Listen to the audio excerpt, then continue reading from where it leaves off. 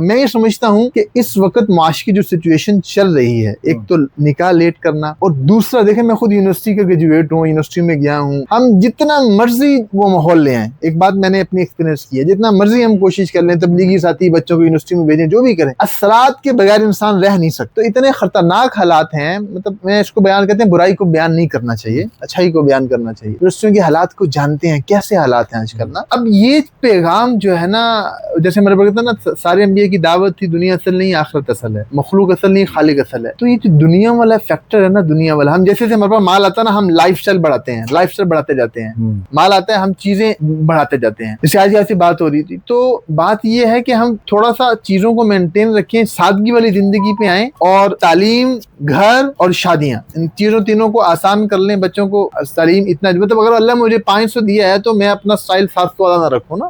یہ بڑا ایشو ہے آج کل ہمارے معاشرے میں، یہ بڑا مسئلہ ہے۔ تعلیم کے اوپر، گھروں کے اوپر پیسہ آ گیا، اب اچھے والے گھر میں رہ رہا ہے، اب میں وہاں سوسائٹی میں شفٹ ہو جاؤں گا۔ مطلب اللہ دے، لیکن بتا رہا ہوں کہ آپ اپنے لائف اسٹائل کو سادہ رکھیں، شادیوں کو آسان بنائیں۔ یہ چیزیں شادیوں میں آسانیاں پیدا کریں گی، سنت میں آسانی پیدا کرے گی۔ شادیوں کو آسان بنائیں اور سنت کو زندہ کرنے کی نیت کریں۔ دیکھیں آپ دنیا کو خوش نہیں کر